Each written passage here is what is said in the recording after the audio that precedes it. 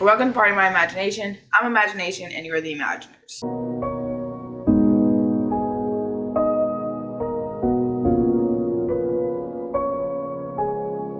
Welcome if this is your first time. My name is Jasmine and welcome back if this is your second or third or however many times you've clicked on my channel. Welcome. Today I'm going to be doing a tea time review. I forgot what my review series was called because I haven't recorded in a really long time. But this book was kindly sent to me by Nadia. She's the same publicist that sent me Call to Response, Black Lives Matter.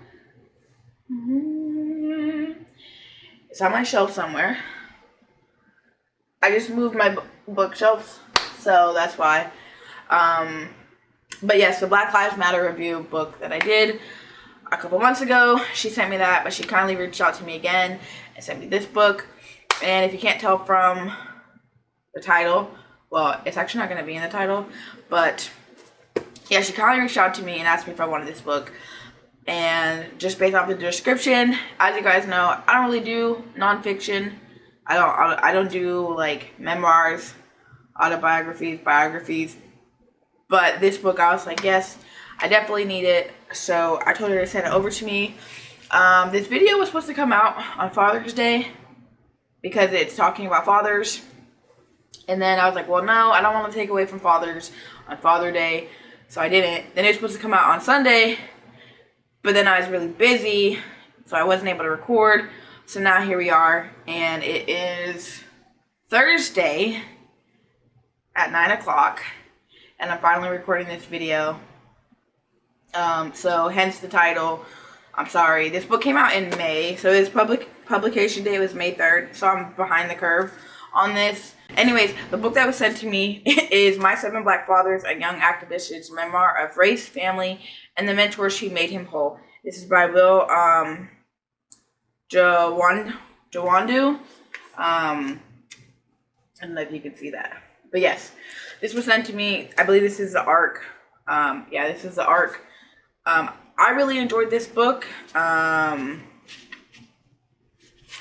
I'm just going to read you a little piece of paper so that you guys can know what it's about, because I'm not going to try to summarize it until after I give you my review of what I thought of the book.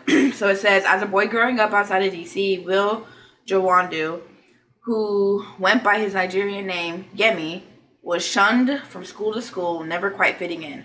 He was a black kid with a divorced white mom, a frayed relationship with his biological father, and teachers who scolded him for being disruptive in class and on the playground. Eventually, he became close to Kafani, a kid he looked up to on the basketball court. Years after he got the call telling him that Kafani was dead, a casualty of street violence, Will looks back on what saved him from a similar fate. In My 7 Black Fathers, Will traces his survival to an extraordinary series of mentors, drawing on Will Jawando's deeply moving stories and involvement in My Brother's Keeper, President Obama's national initiative to address persistent opportunity gaps facing boys and young men of color. My 7 Black Fathers explores the remarkable impact that black men can have on the rising generation. So a little bit about Will, because also if you don't know who Will is, I'm using his first name as though like I just know him personally.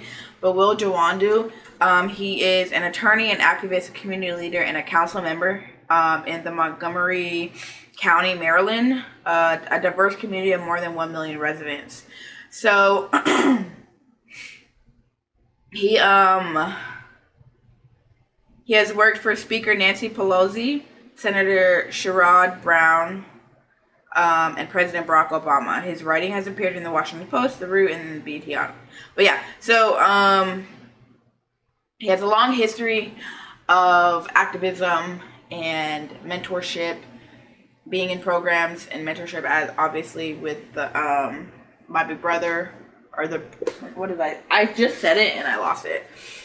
My Brother's Keeper. I don't know why I was thinking My Big Brother, because there is a organization like that. But yes, so this book, basically, there's an introduction that goes on, and like in the description that I told you that I read, it tells you about how he became friends with this boy on a basketball court, because obviously back then in the 80s, basketball court, you're playing, everybody's playing, everyone's trying to be the best. So pretty much years later when he's in high school, or no, not high school, but I believe it was college, but I want to say college because the college that he went to was a Catholic academy.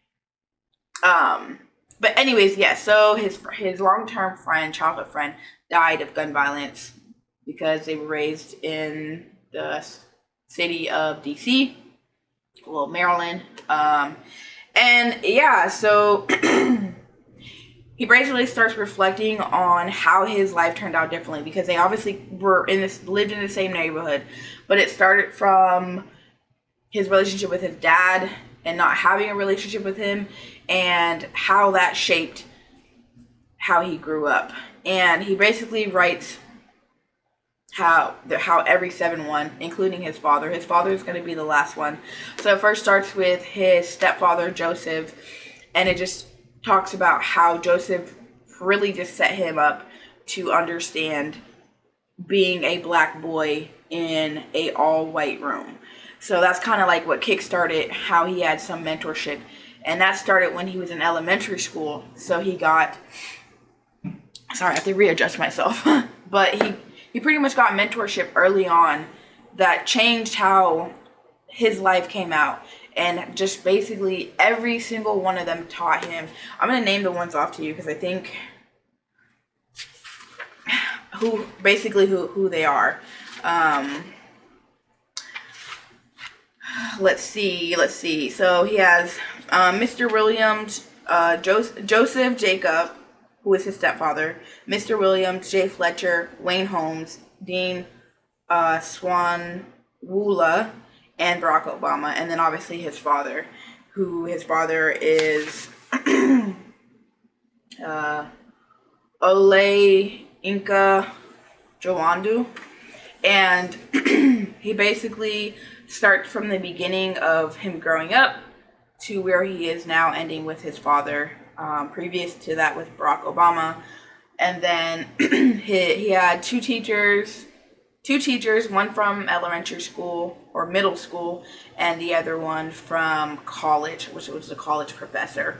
And then the other three, well, one was his stepfather, and the other two were co-workers of his mother, because his mom worked in some publishing company back then. But yeah, so again, he's just making this tribute of how he's telling the story of how a black man in his life changed the outcome of how he was raised and why he didn't fall victim to black violence, or not black violence, but gun violence. Wow, my words.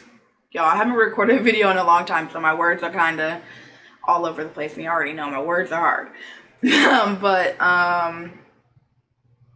Yeah, so if you keep in the back of your mind while you're reading the story why he's talking about every one of these mentors, and you're just remembering, like, okay, so because this person was placed in his life and gave him the mentorship, it helped guide him to not be falling victim to gang violence, gun violence, the typical big city victim for black boys. And that obviously felt true to him, because he started the initiative for My Brother's Keeper. He does mentorship himself. He does activism himself. His wife also has devolved in activism, and now he's a council member where he's doing policies and he's changing his city. So he's affecting plenty of other black boys' lives and trying to push out the importance of how just even having a simple conversation or standing up for a student. Because there's a story in here for one of his teachers where he never even seen that teacher ever again. But the year that he had that teacher affected his life and changed his life for the better. And it was just a matter of, you don't need to know this. You don't need to be in their personal life and 100% know everything about them to change their course. It's really just a matter of being there, supporting them, and letting them know that you care without having to be there all the way personally. And that's basically what this book is about. I recommend it. I definitely recommend picking up, especially if you are a black man and you want to help reach out. This is basically just saying, this whole book is basically just saying you don't have to be a father to help father another black boy. You don't have to completely go in these programs to mentor someone. If you see a boy or a gentleman, I guess it doesn't even have to be a boy, but obviously you want to start young. But essentially, we need more black men. And it also talked about needing black male teachers, because that's kind of where it starts. We're talking about percentages in here. I don't want to give you the whole book. Obviously, I want you guys to read it and understand what each individual person did for him. Because I can sit here and tell you, like, oh, this person did that for him, and that's how it guided him into this direction. But I don't want to do that because I want you to read the book. But there are percentages in here talking about how they did a study on children that were introduced to having black male teachers for black boys and how they fared later on in life with that influence. So it literally is just a matter of having that. We talk about this all the time. It's all about representation. And if there is no representation, then how can kids see themselves in these positions to strive? Not saying that no one can say, well, I don't see myself in that position ever, because that's not true. But it always helps to have the image. It's easier to strive for something when you have seen somebody else do it. It's easier to strive to make goals when somebody else has already set the foundation. Now, you don't have to follow that, but at least you have the stepping blocks to get there. So I highly recommend this book. I'm a woman, so, I'm not a black man, so I can only mentor as far as my reach can, and I just don't meet the qualifications to mentor black boys because I'm not a black man. But if you know someone, give them this book. I feel like every black man should read this book. I feel like everybody should read this book regardless of your race. But read it, check it out. Again, I want to thank Nadia for sending this book to me. I know, I'm sorry that it took me so long because this book came out in May, but it felt like the perfect time around Father's Day to bring up this book because it's talking about fathers, father figures, mentors, the whole nine. You guys get it. But I could just keep rambling. But before I end, let me tell you what I rated the book. I gave the book 4.5 out of 5 stars. Again, with memoirs, they're really hard. And that's another thing with nonfiction is like, how do you rate a book about somebody's experience? So realistically, it's a 5 out of 5 star. Because I can't say like, no, your experiences, I didn't like your experiences. Like, that's kind of weird to me. That's weird to me because those are your experiences, those are your opinions and your thoughts and whatever. But I really did enjoy the book. It was eye-opening. There were certain things in there that I should have highlighted, but the booktuber, book lover in me would not allow me to highlight. And I couldn't find my translucent sticky notes. So alas, I'll probably go through it again and just mark it up once I find those sticky notes, or get normal sticky notes. I don't know. Anyways, I'm rambling. So yes, I will have everything in the book you get it from Coriolis Company. I will have Nadia's information also linked down in the description, so you guys know who it came from. But yeah, again, I'm rambling, and I kind of got a stuffy nose too, if you guys can't tell. Yeah, but where's my outro? I don't know. Oh, that's all that I have for you guys today. Be sure to check out my description where you can find easy ways to contact me, as well as everything that I talked about. If you like this video, be sure to like, comment, and subscribe. And if not, just imagine that you did and come back again. Until the next time, keep imagining.